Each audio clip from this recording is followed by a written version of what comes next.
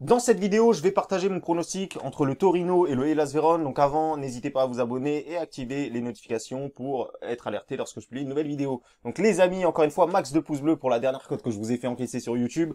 Donc c'était une victoire de la Juve qui était 1,72, qui a un petit peu chuté. Donc encore une fois les amis, sachez que les pronostics sur YouTube, je les poste quand je peux. L'intégralité de mes pronostics, ça se passe sur mon groupe privé. Vous pouvez le rejoindre directement via Snapchat ou via Instagram. Donc je vous laisse voir tout ça dans la description. Donc ça fait plaisir, on est sur une très bonne série d'ailleurs, que ce soit sur YouTube ou que ce soit sur le groupe privé. Sur le groupe privé, on est sur une défaite sur les 9 derniers pronostics, cote moyenne de 20. Donc franchement, c'est plutôt pas mal. On va essayer d'enchaîner encore une fois et je vais essayer de vous proposer un second pronostic gagnant sur YouTube. Donc Torino et Hellas Vérone, c'est un match qui m'a immédiatement intéressé. Alors effectivement, hier les cotes étaient vraiment très intéressantes. D'ailleurs, pour une fois, on va se manger une petite chute de cote. Malheureusement, hier j'étais un peu occupé, j'ai pas eu le temps d'analyser complètement ce match et du coup ça a chuté. Mais bon, voilà, c'est quand même une cote toujours intéressante. Donc on va partir là-dessus. Donc pourquoi je vous montre ça?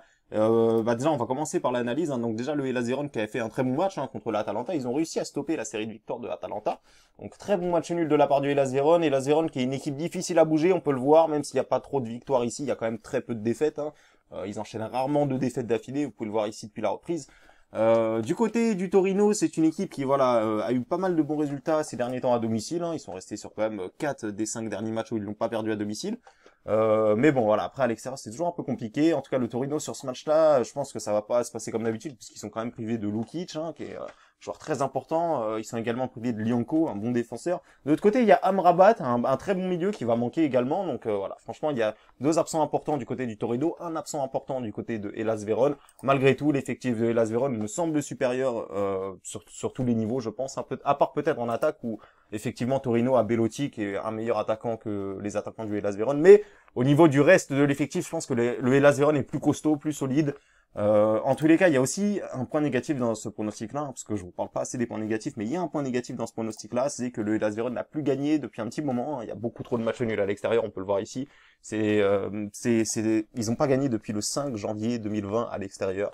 Alors ça va finir par s'arrêter et je ne vois pas pourquoi ils pourraient pas aller chercher. Je vois pas pourquoi ça pourrait pas s'arrêter ici contre le Torino. Effectivement, on a une équipe du Hellas Vérone qui. Alors effectivement, beaucoup de gens disent que oui, beaucoup de gens disent que non. Alors sachez déjà que la 7e place sera qualificative pour une compétition européenne. Sachez également que si une équipe italienne gagne la Ligue des Champions ou gagne l'Europa League, ça laissera une autre place de plus au classement. Donc, pour le Hellas Vérone, ils se doivent quand même de finir du mieux possible et pourquoi pas, avec un peu de chance, d'arracher une qualification européenne. Du côté du Torino, on peut le voir ici. Alors effectivement, ils vont essayer d'assurer leur maintien le plus rapidement possible. Maintenant, est-ce que s'ils perdent ce soir, ça les mettrait en danger? Je ne pense pas. Très honnêtement, ils ont quand même un bon matelas d'avance. Ils ont quand même un calendrier où ils devraient s'en sortir relativement facilement. Donc voilà, franchement pour moi, le Torino ici, ils sont quasiment maintenus. Le Hellas Vérone, ils ont encore un petit espoir, suivant ce qui va se passer sur les compétitions européennes, d'aller chercher la Coupe d'Europe. Donc voilà, pour moi, l'avantage, il est tout trouvé ici. Le Hellas Vérone, j'aurais placé ça à 2,50, 2,55. Je les aurais mis favoris. Eux, les bookmakers ont décidé de mettre favoris le Torino. Donc écoutez, les amis, pour moi, c'est une value. Donc je la prends, bien évidemment. Voilà, ici, vous avez le pronostic, c'est une victoire du Hellas Vérone. Remboursé 6 matchs nuls. C'est une cote aux alentours de 2, supérieure à 2. C'est encore une fois, c'est dommage, puisque hier, elle était à 2,30. Mais bon, voilà, ça fait partie du jeu. C'est moi hier qui a malheureusement pas eu le temps de m'en occuper en avance. En tous les cas, supérieur à 2, c'est toujours très intéressant. Voilà les amis, si vous avez prévu d'autres pronostics ce soir, je vous souhaite une bonne réussite. Moi, en tous les cas, vous le savez, pour l'instant, j'envoie ce pronostic-là. Et je pense que ça sera le seul, parce que j'ai pas vraiment repéré d'autres pronostics pour ce soir. En tous les cas, si vous voulez nous rejoindre, sachez que demain, il y en aura d'autres, des pronostics. Encore une fois, tout se passera sur mon groupe privé. Donc encore une fois, les amis, je vous laisse. Je vous souhaite une bonne santé, une bonne rentabilité d'argent. Et je vous dis à bientôt pour une prochaine vidéo.